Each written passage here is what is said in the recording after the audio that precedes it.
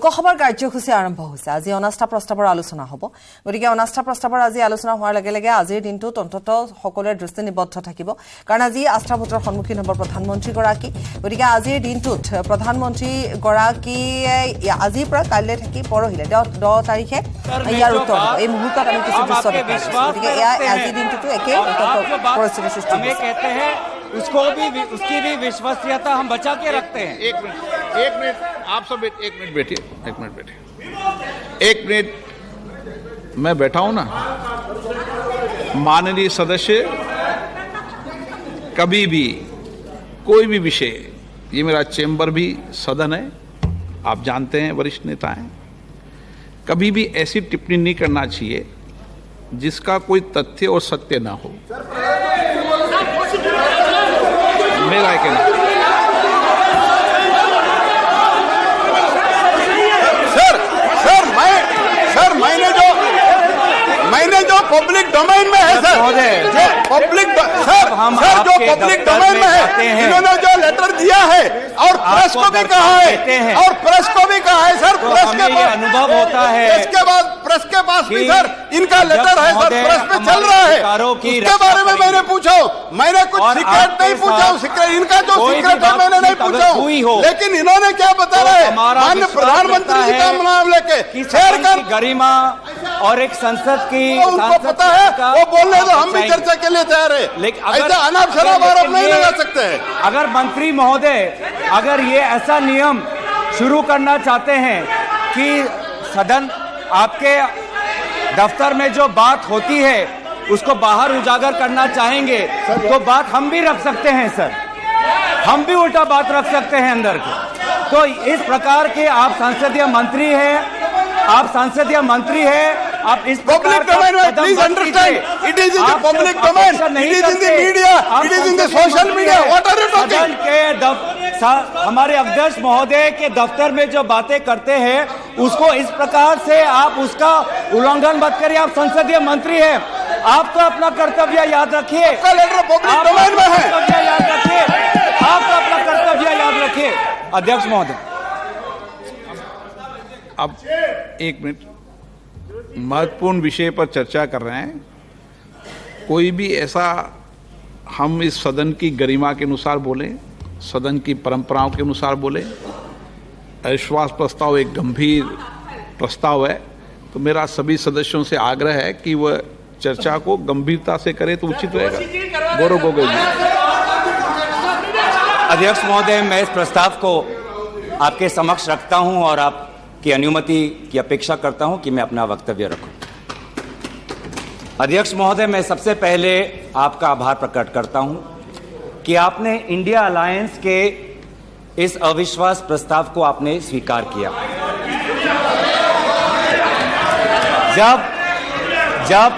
जब आपने पूछा कि इस अविश्वास प्रस्ताव के समर्थन में कौन कौन खड़ा है, तो मैं इस मन से हमारे सारे इंडिया अलायंस दलों के सांसदों को मैं धन्यवाद और आभार प्रकट करता हूं। सर, ये अविश्वास प्रस्ताव हमारी मजबूरी है, ये हमारी मजबूरी है कि हम अविश्वास प्रस्ताव हमें लाना पड़ा, क्योंकि ये बात कभी भी संख्या की नहीं थी, ये बात हमेशा इंसाफ की थी, मणिपुर के इंसाफ की थी। आप पहले प्रस्ताव रख दो आप पहले। सर, प्रस्ताव मैंने आपसे अनुमति मांगा, मैं प्रस्ताव आगे करता हूं। मैं शुरुआत में उनकी अनुमति मांगी। ये इंसाफ मणिपुर की है, मणिपुर के लिए है, इंसाफ है। मैं पढ़ूं महोदय, मैं निम्नलिखित प्रस्ताव पेश करता हूं कि ये सभा मंत्री परिषद में विश्वास का भाव व्यक्त करती है। सर, अध्यक्ष महोदय, ये अविश्वास प्रस्ताव मणिपुर के लिए हम लाए हैं, इंडिया अलायंस, क्योंकि मणिपुर आज इंसाफ मांगता है, मणिपुर का युवा इंसाफ मांगता है, मणिपुर की बेटी इंसाफ मांगती है, मणिपुर के किसान इंसाफ मांगते हैं, मणिपुर के छात्र इंसाफ मांगते हैं। और मार्टिन लूथर किंग ने कहा है, मार्टिन लूथर किंग ने कहा है कि अगर कहीं भी नाइंसाफी हो तो वो हर जगह के लिए इंसाफ का खतरा बन सकता है। Injustice anywhere is a threat to justice everywhere. तो ये जो घटनाएं मणिपुर में हो रही है, इसको ये हम ना समझे कि उत्तर पूर्वांचल के किसी कोने में हो रहा है, ये भारत में हो रहा है सर। अगर मणिपुर जल रहा है तो भारत जल रहा है। अगर मणिपुर में आग लगी है तो भारत में आग लगी है। अगर मणिपुर विभाजित हुआ है तो भारत विभाजित हुआ है। तो आज हम सिर्फ मणिपुर की बात नहीं कर रहे, हम भारत की बात कर रहे हैं। सर, हमारी मांग स्पष्ट थी कि देश के मुखिया होने के नाते प्रधानमंत्री सदन में आए, अपनी बात रखे, अपनी संवेदना प्रकट करे और उस पर सारे पार्टी समर्थन दे और मणिपुर को एक संदेश जाए कि इस दुख की घड़ी में पूरा सदन मणिपुर के साथ है, हम मणिपुर में शांति चाहते हैं। यह हमारी अपेक्षा थी, यह हमारी अपेक्षा थी। लेकिन अफसोस की बात है कि ऐसा नहीं हुआ। प्रधानमंत्री महोदय ने एक मौन व्रत लिया कि सदन में ना लोकसभा में कुछ बोलेंगे ना राज्यसभा में कुछ बोलेंगे, और इसीलिए अध्यक्ष महोदय ये नौबत आनी पड़ी कि हम अविश्वास प्रस्ताव के द्वारा प्रधानमंत्री मोदी जी का मौन व्रत हम तोड़ना चाहते हैं। सर, साफ साफ 3 सवाल है प्रधानमंत्री महोदय से। सवाल पहला कि आज तक वो मणिपुर क्यों नहीं गए? राहुल जी गए, इंडिया अलायंस के विभिन्न पार्टीज गए, गृह मंत्री जी गए, एमओएस होम गए, पर देश के मुखिया होने के नाते प्रधानमंत्री मोदी जी क्यों नहीं गए? यह है सवाल पहला। सवाल दूसरा कि लगभग 80 दिन क्यों लगे प्रधानमंत्री मोदी जी को मणिपुर पे कुछ बोलने के लिए, और जब बोले तो सिर्फ 30 सेकंड के लिए बोले,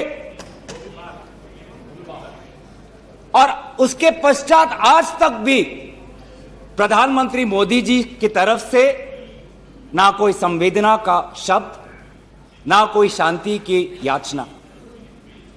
मंत्री मंडल बोल रहे हैं कि हम बोलेंगे, हम बोलेंगे।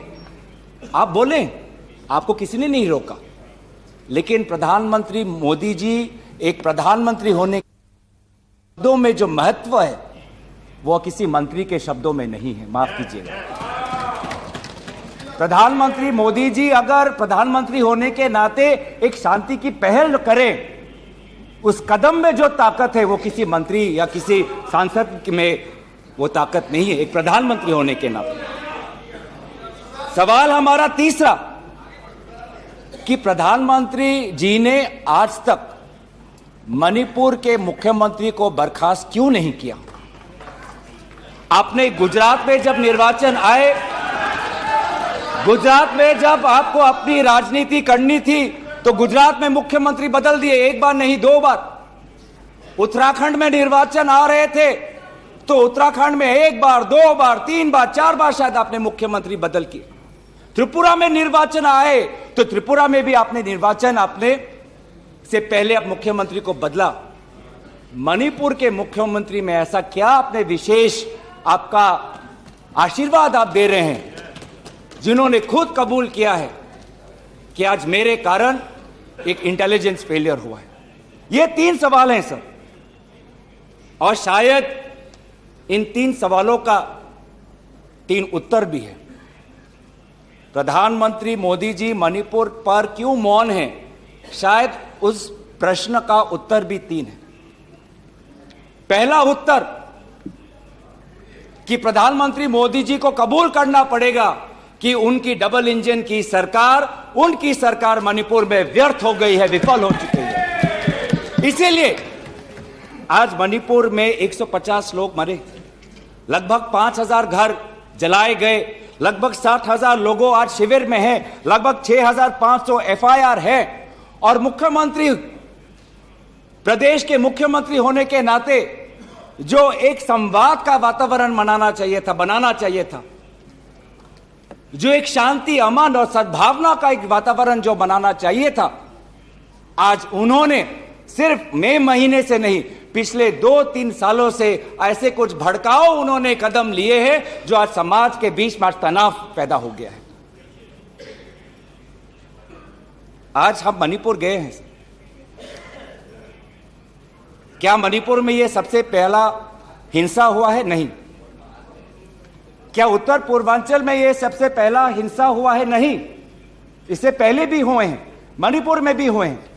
मैं खुद उत्तर पूर्वांचल का हूं, मैं खुद जिम्मेवारी से कहता हूं कि हुए हैं, लेकिन पहली बार, अरे आप में से तो कोई गया भी नहीं, आप क्या जानेंगे? पहले जाओ और फिर हमें परामर्श दो, पहले आप लोग जाओ। सर हम गए और बहुत दुख हुआ कि हमने समाज में दो वर्गों के बीच ऐसा बंटवारा, समाज के दो वर्गों के बीच हृदय में इतना आक्रोश, इतना गुस्सा हमने पहले कभी नहीं देखा।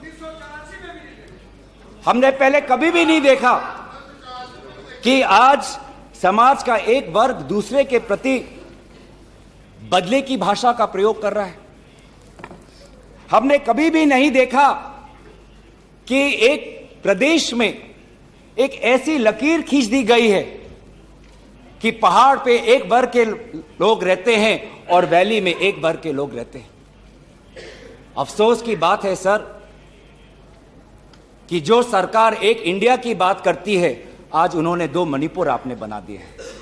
आपके राजनीति से दो मणिपुर आज बन गए।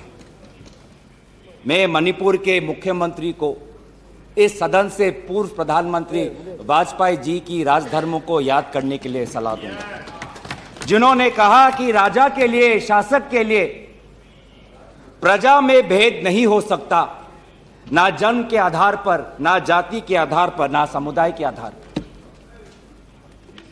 सर आज इस माहौल में अगर सबसे ज्यादा पीड़ा किसी को झेलना पड़ा है तो महिलाओं और बच्चों को। हमने देखे हैं वो वायरल वीडियो में, उनका मैं उल्लेख नहीं करना चाहूंगा, उससे सबको पीड़ा हुआ। पर ऐसे मुख्यमंत्री जी ने स्वयं कहे कि ऐसे 100 FIRs हैं। हम भी गए हैं सर, इंडिया डेलीगेशन, हमारे संसदीय दल, उस परिवार से हम मिलके आए हैं जिसमें दो महिलाओं के साथ इतना बुरा व्यवहार हुआ, अत्याचार हुआ। हमने ऐसे भी एक परिवार से मिले जिसमें एक 80 साल की महिला, जो एक स्वतंत्रता संग्रामी की पत्नी थी, उसको घर के अंदर बंद करके जिंदा जला दिया। जो दो महिला जिसको लेकर आज सुप्रीम कोर्ट तक ये बात गई है, उसमें से एक महिला का पति कारगिल में हमारे देश के लिए हमारी सीमा को सुरक्षा कर रहा था। वो कारगिल का जवान बोल रहा है मैंने देश को बचाया, पर मैं अपने घर और अपने परिवार को नहीं बचा पाया। जब हम उनसे मिलते हैं तो हमको क्या कहें? आप लोग कहते हैं हम फोटो ऑप करने गए थे। सर दुख के समय में संवेदना उनको देने गए थे। आज महिलाओं, बच्चों के साथ आऊंगा, अब सारे बातों पे आऊंगा, सब पे आऊंगा। धर्मीय जगह को भी बख्शा नहीं गया। धर्मीय अनुष्ठान पर भी आज भीड़ घुसी और उसका असम्मान किया। आज इंटरनेट नहीं है।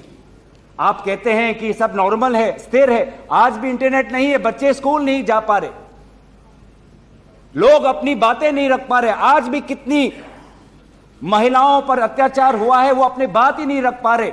वो तो वीडियो वायरल हो गया, नहीं तो मुझे लगता था कि आज तक प्रधानमंत्री मोदी जी मौन रहते अगर वीडियो वायरल नहीं होता। पर ऐसे हजार से ऐसे अत्याचार हुए, लेकिन वहां के मुख्यमंत्री क्या कहते हैं? अभी ड्रग्स के ऊपर वो बोलते हैं कि ये सब ड्रग्स के लिए हुआ है। अध्यक्ष महोदय, बहुत गंभीर पूर्वक मैं ये बात आपके समक्ष सदन में रख रहा हूं कि मणिपुर के मुख्यमंत्री के कार्यालय से जब एक ड्रग माफिया के बड़े नेता को वहां की पुलिस ने पकड़ा तो मुख्यमंत्री के दफ्तर से फोन गया कि उस ड्रग के माफिया को बचाओ, रिहा करो। और वो ड्रग का माफिया कौन था? वो ड्रग का माफिया आप ही की दल के ऑटोनोमस डिस्ट्रिक्ट काउंसिल के चेयरमैन थे, जो वहां पे जब इटोचा सिंह को पकड़ा गया, लोयांग नांगबंग इटोचा, जब इस व्यक्ति को पकड़ा गया तो मुख्यमंत्री के दफ्तर से फोन गया कि इसको रिहा करो। और ये इटोचा कौन है? वहीं के राज्य सरकार के पीएचई मिनिस्टर सुशील द्रो के भाई हैं। आज ये इन सरकार राज्य में ड्रग्स की बात करते हैं, ड्रग्स के साथ मुख्यमंत्री महोदय के दफ्तर का ताल्लुकात है। ये बात मैं नहीं कर रहा, वो पुलिस अफसर जिनको इनकी राज्य सरकार ने मेडल दिया, वो आज वो बात कर रही है कि ये सरकार ने मुझे मेडल दिया और यही सरकार मुझे ड्रग्स से जुड़े हुए इनके दल के नेताओं को छोड़ने के लिए कह रही है। उन्होंने अपना मेडल वापस कर दिया राज्य सरकार। पॉपी फार्मिंग की बात करते हैं। आज आपका ही narcotics and affairs of border NAB ये कहता है the scale of poppy plantation in Manipur has spread across 15,400 acres of land in the hills between 2017 and 2023। 2017 में आपकी सरकार आई थी।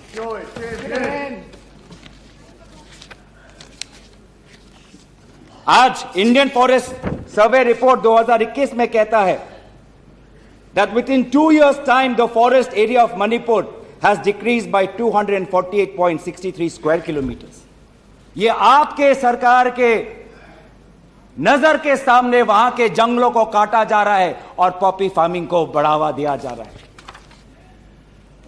गृह मंत्री ड्रग्स को लेकर बार बार वक्तव्य देते हैं, लेकिन गृह मंत्री महोदय आपको भी पता है कि पिछले 5-6 सालों में ड्रग्स की यह समस्या कमी नहीं, थमी नहीं, बढ़ती जा रही है।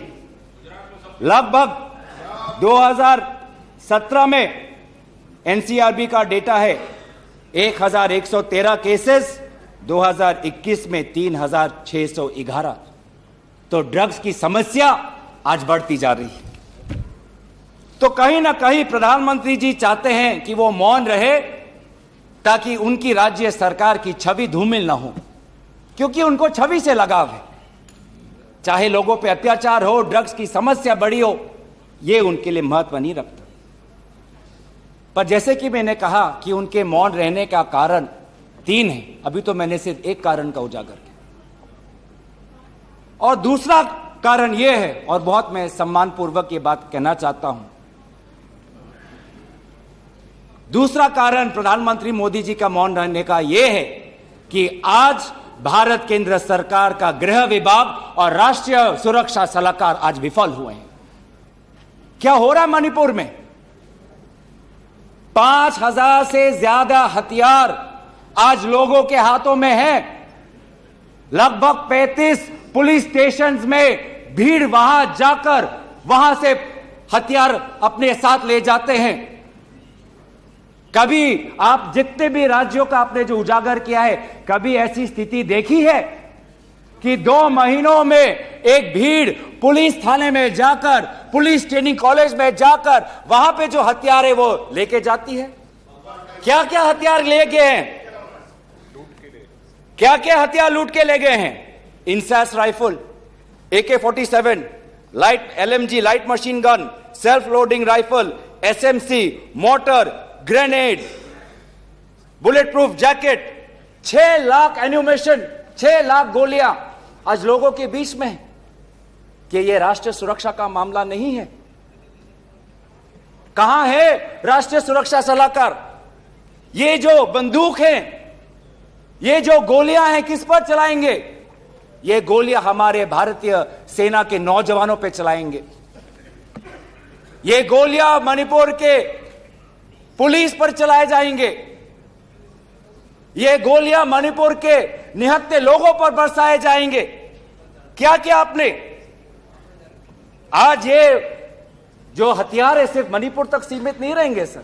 लगभग ये जो 6 लाख एम्यूनेशन है, गोला बारूद है, AK-47, ये तो युद्ध के हथियार है, ये युद्ध के अस्त्र है। ये सिर्फ मणिपुर तक नहीं सीमित रहेंगे, ये आज उत्तर पूर्वांचल में, भारत के अलग अलग जगह में ये हथियार जाएंगे और भारत के समाज को आज अशांति का वातावरण बनाएंगे। तो क्या कर रहे हैं आप? आज दुख की बात है कि अभी मुख्यमंत्री पहले तो समाज पर दोष ठहरा रहे थे, अब मुख्यमंत्री, मणिपुर के मुख्यमंत्री केंद्र सरकार और असम राइफल्स पे आज निशाना साध रहे हैं। आज ही हमें सुनने में मिला कि असम राइफल्स, जिसको जिम्मेवारी दी गई है देश को, लोगों को बचाने के लिए, उनको हटाया जा रहा है। मुख्यमंत्री के घर के जो विधायक हैं, मैं उनका नाम नहीं लूंगा, वो पूछते हैं कि इतने हथियार कहां से आए, क्या कर रही है केंद्रीय शासित सुरक्षा दल? ये असम राइफल्स किसके अनुसार काम करता है? ये असम राइफल्स गृह विभाग के मंत्रालय से इनको निर्देश दिया जाता है। तो एक ऐसी व्यवस्था बन गई है मणिपुर में कि मणिपुर के पुलिस आज असम राइफल्स के जवान पर उंगली उठा रहे हैं, असम राइफल्स के जवान आज मणिपुर के पुलिस पर उंगली उठा रही है। ये बना है 21वीं सदी के भारत में। ऐसे हम समाधान कर रहे हैं पिछले 3 महीनों से। आज सुप्रीम कोर्ट ने जो जांच कमेटी बैठाई, उससे साफ साफ साबित होता है कि सुप्रीम कोर्ट ने भी आज केंद्र सरकार और राज्य सरकार के जो काम है उसको स्वीकार नहीं किया है। आज इसीलिए कमेटी बैठाई गई है। मैं पूछना चाहूंगा कि गृह मंत्री, आपने एक 51 मेंबर्स का कमेटी बैठाया, कितने बार वो कमेटी बैठी? आप 3 दिन थे, आप वहां पे गए, 51 आपने एक पीस कमेटी बैठाई, अच्छी बात है, लेकिन वो कमेटी आज तक असफल रही। गृह मंत्री ने कहा कि मैं 15 दिन बाद में आऊंगा, पर गृह मंत्री 15 दिन हो गए हैं पर मणिपुर में दिखाई नहीं दिए। जब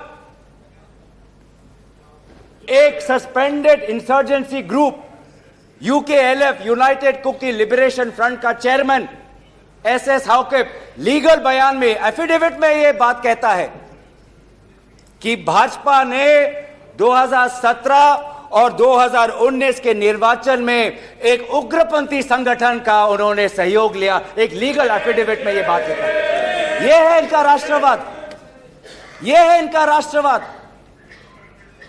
जो राष्ट्रवाद देश की अखंडता को आज सत्य के दांव पे आज भूल चुका है।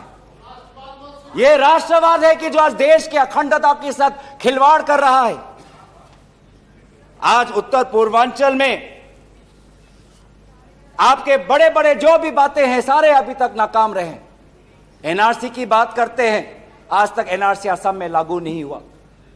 सीएए की बात करते हैं, ऐसा एक माहौल वहां पे हुआ कि पूर्व जापान के प्रधानमंत्री असम नहीं जा पाए। नागा पीस फ्रेमवर्क 8 साल हो गए, अभी तक हमने नहीं देखा कि ये नागा पीस फ्रेमवर्क में हुआ क्या है। गृह मंत्री आज नागा विधायक से अलग से मिलते हैं, मणिपुर के से आए हुए कुकी विधायक से अलग से मिलते हैं। क्यों नहीं आप सबको एक साथ मिलकर बुलाएं और शांति की अपेक्षा करें? ये अलग अलग मीटिंग क्यों? ऐसे उत्तर पूर्वांचल की समस्या नहीं सुलझेगी कि अगर आप समाज, जाति, धर्म के आधार पर बंटवारा करें। आपको साथ में लेना पड़ेगा। पहली बार हम ये देख रहे हैं कि 2 उत्तर पूर्वांचल के राज्य असम और मिजोरम के पुलिस अफसर एक दूसरे पे गोली चला रहे। यह आपकी राष्ट्रीय सुरक्षा की नीति है। इसी बात का उजागर राहुल गांधी जी ने इस सदन में किया था जब उन्होंने आपको चेतावनी दी थी कि आप उत्तर पूर्वांचल के साथ खिलवाड़ कर रहे हो।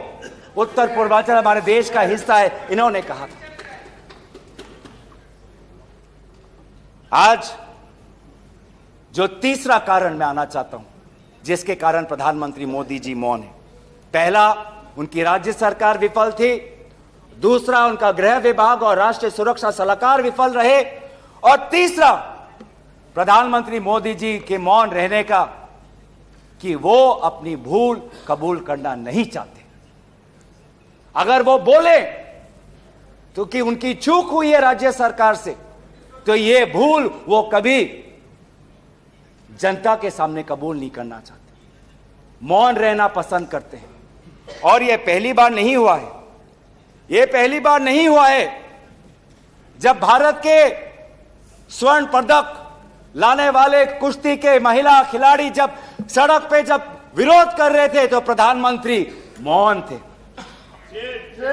जब 750 किसान आंदोलन पे उनकी जीवन गई, बलिदान दिया, शहीद हुए तो प्रधानमंत्री मौन थे। जब 2020 में दिल्ली में रायट्स हुए, दंगे हुए, पर विदेश के एक सरकार के नेता आए थे, उस समय भी प्रधानमंत्री मौन थे।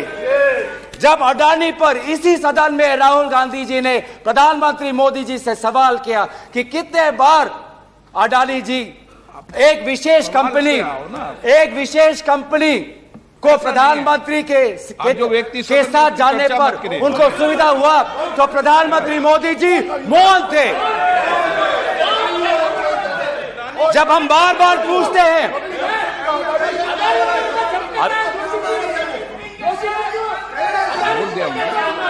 सर बड़ी आश्चर्य की बात है कि सर कि अभी तक मैंने प्रधानमंत्री का नाम लिया, अभी तक मैंने मुख्यमंत्री का नाम लिया, अभी तक मैंने गृह मंत्री का नाम लिया, अभी तक इनकी तरफ से विरोध नहीं आया, लेकिन जब एक विशेष कंपनी के मालिक का नाम लिया तो ये सारे मंत्री और सांसद खड़े हो गए।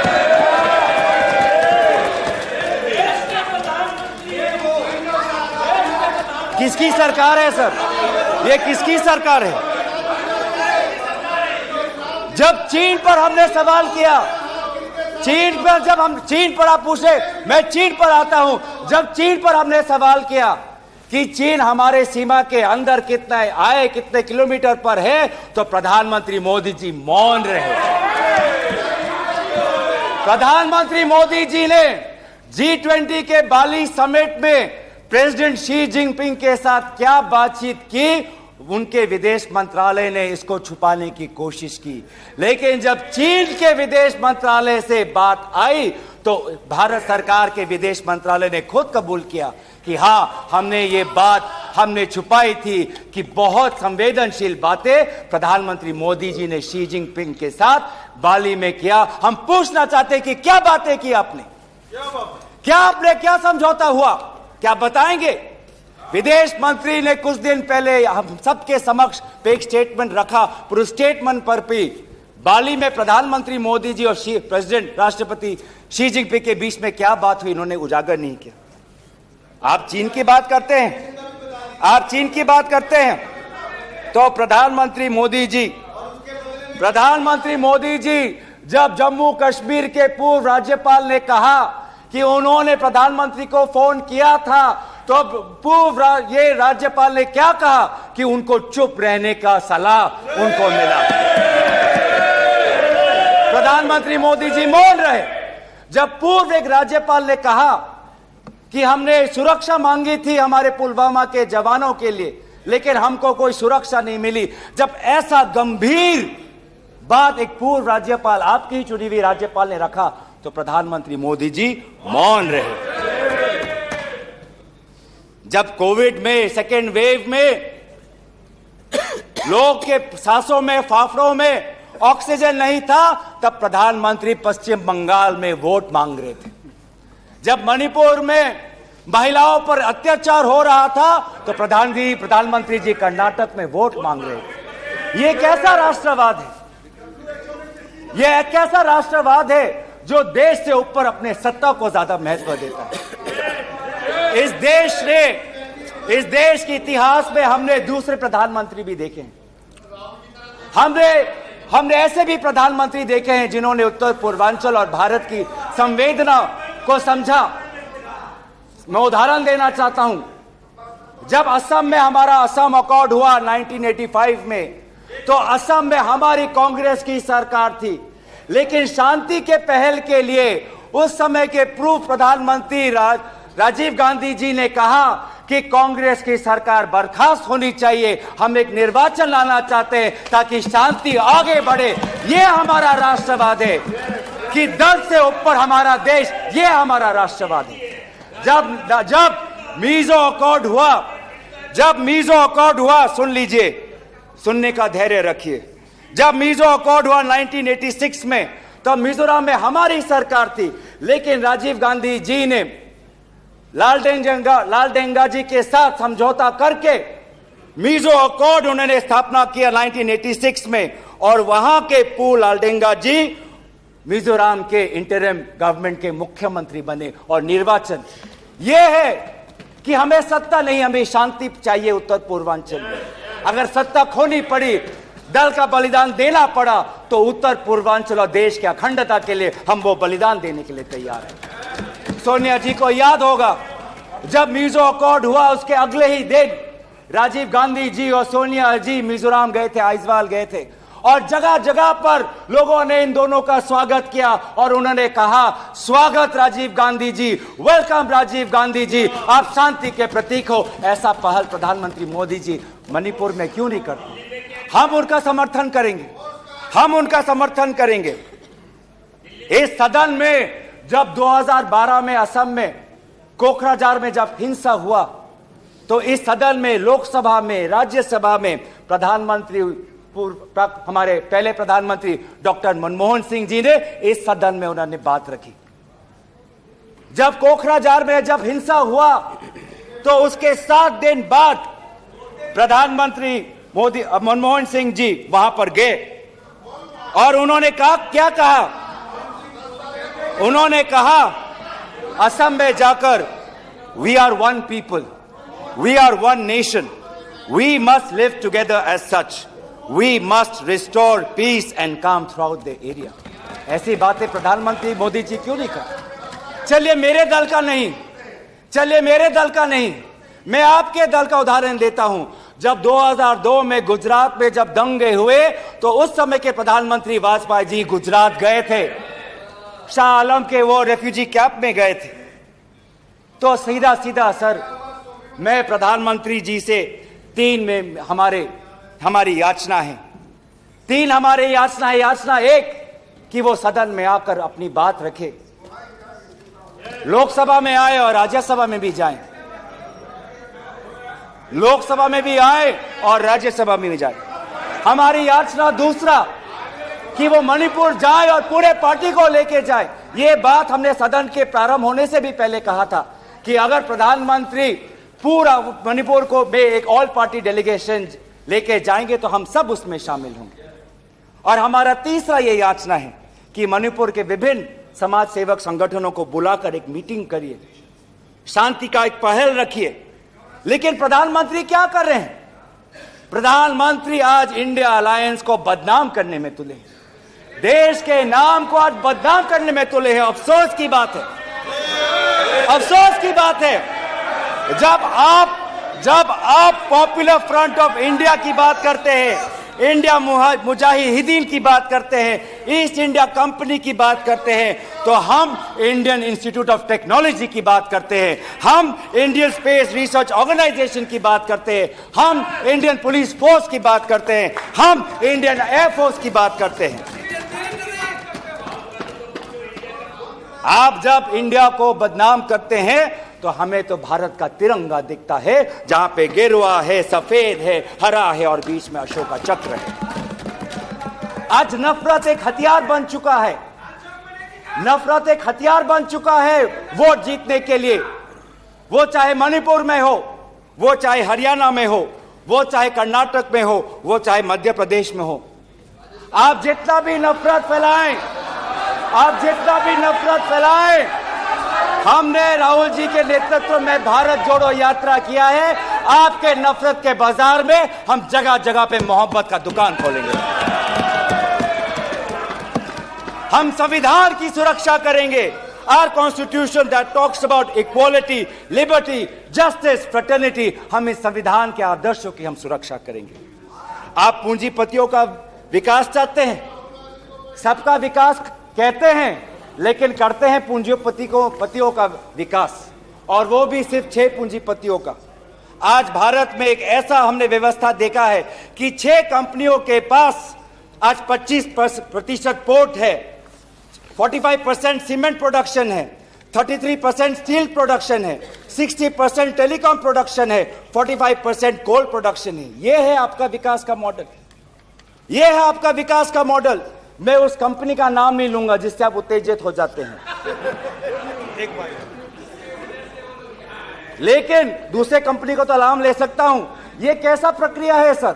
ये कैसा कॉम्पिटेटिव इकोनॉमी बना रहे हैं? जब अप्रैल 2030 में श्री सीमेंट संघी इंडस्ट्रीज को खरीदना चाहता है तो जून में ही श्री सीमेंट पर आईटी का डिपार्टमेंट का रेड होता है और जुलाई 2023 में श्री सीमेंट एक्विजिशन से बाहर निकलता है और अगस्त में अडानी का अंबुजा सीमेंट संघी इंडस्ट्री को ये इकोनॉमी बना रहे हैं। ऐसा इकोनॉमी आप बनाएंगे? हम चाहते हैं पूंजीपतियों का विकास नहीं, हम चाहते हैं कि किसान का विकास हो जिससे राहुल जी मिले हैं। हम चाहते हैं वो मैकेनिक का विकास हो जिससे राहुल जी मिले हैं। हम चाहते हैं वो फैक्ट्री वर्कर का विकास हो जिससे हमारे पास आते हैं वो स्मॉल बिजनेस, वो ट्रेडर्स जो हमारे पास आते हैं, हम उनका विकास चाहते हैं। आप गरीबों की बात करते हैं, आपने गरीबों के साथ विश्वासघात किया है। आज टमाटर 2050 केजी में, पेट्रोल 102 लीटर का, एलपीजी 1200 रुपए सिलेंडर का, मिल्क आज दूध के दाम पे। आपको इकोनॉमी की बात करते हैं, लार्जेस्ट फास्टेस्ट ग्रोइंग इकोनॉमी की बात करते हैं, जाइए ये भाषा उस आजाद मंडी के उस आदमी के सामने वो रखिए जिसके आंसू आज पूरे देश ने देखा है, जो कहता है रो रो के